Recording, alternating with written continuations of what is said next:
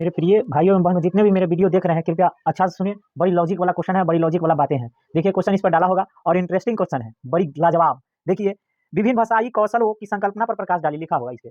लिखा है विभिन्न भाषाई कौशलों की संकल्पना पर प्रकाश डालिए, लिखा हुआ है ना। देखिए, गजब गजब की बातें हैं। देखिए, कह रहा है जीवन में भाषा का बड़ा महत्व है। जीवन में भाषा का बड़ा महत्व है। प्राणी की भाषा जितनी सुन्नत होगी, प्राणी उतनी ही उन्नति कर पाएगा।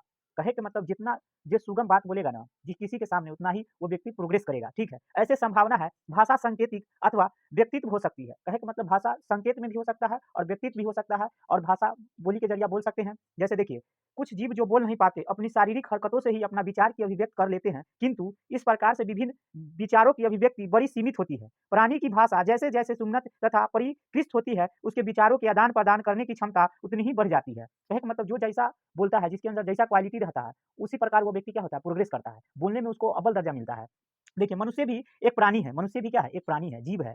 किंतु अपनी भाषा शक्ति के कारण ही वह विश्व के अन्य प्राणियों पर शासन कर रहा है। कहे के मतलब भाषा के माध्यम से ही दूसरे जीव पर हम क्या कर रहे हैं, शासन कर रहे हैं। नहीं कर रहे हैं, बिना बोले हुए किसी को हम बुला तो नहीं सकते हैं।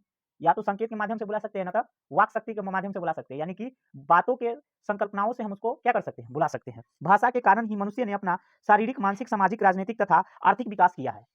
अब राजनीतिक तो जानबे करते कितना खतरनाक चीज होता है, जिसमें साम दाम दंड भेद इस सब का उपयोग होता है कि ना। सामाजिक, सांस्कृतिक, औद्योगिक प्रतिष्ठानों तथा नए नए उपयोगी संगठनों का निर्माण मनुष्य ने केवल अपनी भाषा क्षमता के कारण ही संभव बनाया है। भाषा से ही मतलब देखिए, भाषा भाषा चार प्रकार का होता है। श्रवण मतलब सुनना, बोलना, पढ़ना तथा लिखना। सामान्यतः ये चार आधारभूत भाषाई कौशल है, यानी इसको शॉर्ट में कह सकते हैं सुबोपली। सुबोपली का शॉर्ट में कह सकते हैं, सुबोपली का मतलब होता है, देखिए क्या होता है सुबोपली का मतलब।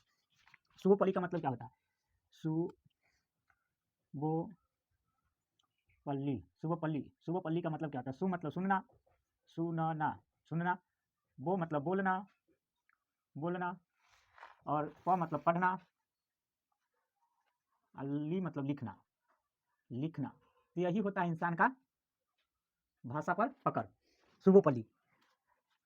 जो सुन सकता है वो बोल सकता है, जो सुन नहीं सकता वो बोल नहीं सकता है। That's all right. देखिए, श्रवण, सुनना, बोलना, पढ़ना तथा लिखना सामान्य ये चार आधारभूत भाषाई कौशल है। भाषा के क्षेत्र में व्यक्ति तभी उन्नत हो सकता है जब वो अच्छा तथा कुशल वक्ता हो। कहे का मतलब किसी किसी को देखिएगा बोलने में इतना टैलेंट रहता है ना, कि सामने वाला व्यक्ति को बोलिए से उसको क्या करता है, लुभा लेता है, खतरनाक बात बोलता है। उसी प्रकार श्रोता के लिए श्रवण सुनना की दक्षता तथा योग्यता का होना आवश्यक है। शरीर में कर्ण यानी कान वह अंग है जो सुनने का कार्य करते हैं। काने से ना हम कोई चीज को सुनते हैं, है कि ना। देखिए, बाहरी वातावरण में जो भी ध्वनि आती है वह वायुमंडल में तरंगों के माध्यम से कानों तक पहुंचती है। किसके माध्यम से, तरंगों के माध्यम से हमको क्या कानों तक आवाज किसी का सुनाई देता है। कान उन तरंगों को ग्रहण करते हैं तथा तरंगों को मस्तिष्क में भेजते हैं। मस्तिष्क उन तरंगों को ध्वनि संकेत में परिवर्तन कर उन्हें सार्थकता प्रदान करते हैं। यानी कि बोलने का क्या करते हैं, आंसर देने का मतलब कि जो कोई व्यक्ति बोल रहा है तो जो सुनता है, तो उसको आंसर भी मिलना चाहिए ना, तो वही काम करता है, तरंगों के माध्यम से सुनता है और उसको जवाब देता है। संरचना की दृष्टि से अध्ययन करें तो हम कर्ण को तीन भागों में विभक्त कर सकते हैं। अंतःस्थ कर्ण पहला, अंतःस्थ कर्ण दूसरा, मध्य कर्ण तथा तीसरा ब्राह कर्ण, है ना। यानी कि कान को हम तीन चरणों में इसको विभक्त कर सकते हैं, जिससे हम सुनते हैं। कान को कितने चरणों में विभक्त कर सकते हैं, तीन चरणों में। कर्ण यानी कि कान को तीन चरणों में विभक्त कर सकते हैं, तीन भागों में विभक्त कर सकते, तीन भागों में विभक्त कर सकते हैं। ठीक है, पहला अंतःस्थ, कर्ण यानी कान, दूसरा यानी कि मध्य कर्ण, और तीसरा ब्राहकर्ण मतलब बाहर, ब्राहकर्ण। तीन माध्यम से हम क्या कर सकते हैं, यानी कि कान को विभक्त कर सकते हैं। देखिए, अब श्रवण तंत्र से क्या होता है। देखिए, श्रवण तंत्र, इस तंत्र में ब्राह भाग बाहरी से बाहर बना दिखाई देता है। कहे का मतलब कि इस तंत्र में ब्राह भाग शरीर के बाहर बना दिखाई देता है, जिसके मध्य एक छेद में दिखाई देता है। छिद्र श्रवण नालिका से जुड़ा होता है। ब्राहकर्ण जो होता है, ब्राहकर्ण यानी बाहर वाला कान की रचना ऐसे होती है जो ब्राह ध्वनि तरंगों को ग्रहण कर सरलता से मध्य भाग को पहुंचाती है। श्रवण नलिका में बड़ी मात्रा में रोए तथा कर्ण मोम ईयर वक्स ग्रंथि होती है, जो कान में धूल तथा छोटी क्रिया आदि को जाने से रोकती है। ब्राह ध्वनि तरंगों के आघात में मुखदरो तरंगों के अनुरूप क्रियाशीलता होता है तथा कर्ण पटल पर तदनुसार ही आघात करता है। यह ध्वनि में बदलते हैं। सुनने के बाद दूसरा महत्वपूर्ण भाषा कौशल है। सुनने के बाद दूसरा महत्वपूर्ण भाषा क्या है, कौशल है, मतलब बोलना।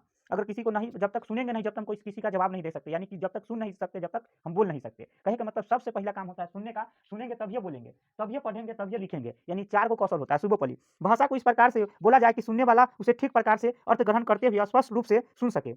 अगर कोई स्पष्ट रूप से नहीं सुन पाएगा तो सही से जवाब नहीं दे पाएगा। अगर सही से जवाब नहीं दे पाएगा तो क्या होगा, शब्द को अनर्थ बोला जाएगा, अनर्थ को शब्द बोला जाएगा, है कि ना? देखिए, बोलने के कौशल का संबंध स्पष्ट रूप से शब्दोच्चारण धारण प्रभावित तथा सार्थकता से है। उच्चारण स्पष्ट तथा शुद्ध हो, बोलने में धारा प्रभावित हो, वाक्यांश टूटे-फूटे ना हो, यानी कि एकदम सटीक जवाब हो, एकदम वाक्य पूरा सटीक हो, ठीक है? तथा भाषा से व्यक्ति विचार की सार्थकता स्पष्ट होनी चाहिए। भाषा कौशल की श्रेणी में अगला कौशल पढ़ना है। अगला कौशल क्या है? पढ़ना। देखिए शुभोपली पढ़ना है ना? पढ़ने से क्या होता है? पढ़ने के कौशल का संबंध वाचन से है। पढ़ने का कौशल संबंध क्या है? वाचन से। जब तक बोलेंगे नहीं, जब तक पढ़ नहीं पाएँगे। ठीक है? वाचन स्वर हो सकता है अथवा मौन हो सकता है, यानी कि बोलकर भी पढ़ सकते हैं और मने-मने भी पढ़ सकते हैं। तो क्या हो गया? यानी कि पढ़ना हो गया, वाचन हो गया। वाचन इस प्रकार गहन हो सकता है अथवा द्रुत। स्वस्वर तथा मौन आदि प्रकार के वाचन के आगे विस्तार से चर्चा की गई है। सुनना तथा पढ़ना दोनों ही शब्द भंडार में वृद्धि करने में महत्वपूर्ण भूमिका अदा करता है। देखिए, भाषा के आधारभूत कौशल में लिखने का कौशल भी अपना महत्व रखता है। बोलना तथा लिखना विचार अभिव्यक्ति के उत्तम माध्यम है। जिस प्रकार से बोलना स्पष्ट होना चाहिए, ठीक उसी प्रकार से लेख भी सुपाठ्य तथा सुंदर होना चाहिए। लिखना लिखना सीखने के लिए हम विविध नियमों, विधियों तथा प्रकारों का प्रयोग करते हैं। वर्तनी संबंधित त्रुटियों का निवारण सुलेख, अनुलेख, प्रतिलेख, श्रुतिलेख आदि द्वारा लिखित कौशल का विकास करते हैं। इसी प्रकार ग्रह, कार्य कक्षा, कार्य अक्षर विन्यास आदि का सीधा संबंध लेखन कौशल से होता है। दैट्स ऑल, राइट, खत्म मेरा। देखिए, क्या कह रहा है? शुभोपली यानी कि पहले सुनेंगे तब बोलेंगे तब पढ़ेंगे तब लिखेंगे, है कि ना? गजब है। देखिए, सुनने का भी 3 गो अति होता है, स्रोत होता है। पहला अंतःकरण यानी कान, और दूसरा मध्यकर्ण कान, बाह्यकर्ण यानी कि बाहर की ओर जो ध्वनि आता है उसको हम सुनते हैं, तब ना किसी को जवाब देते हैं। अगर सटीक तरीका से नहीं सुनेंगे ना तो सटीक तरीका से जवाब ही नहीं दे पाएँगे। सटीक तरीका से जवाब नहीं देने पाएँगे, कोई बोलेगा भाई कहाँ जा रहा है? तो उसको गाली देके बोलेंगे तो आपको धो के पीट-उट देगा। है ना? तो खत्म, ठीक है? आज की सेवा मेरा समाप्त होता है, फिर पुनः अगला क्वेश्चन से आऊँगा और फिर पुनः स्टार्ट कर दूँगा।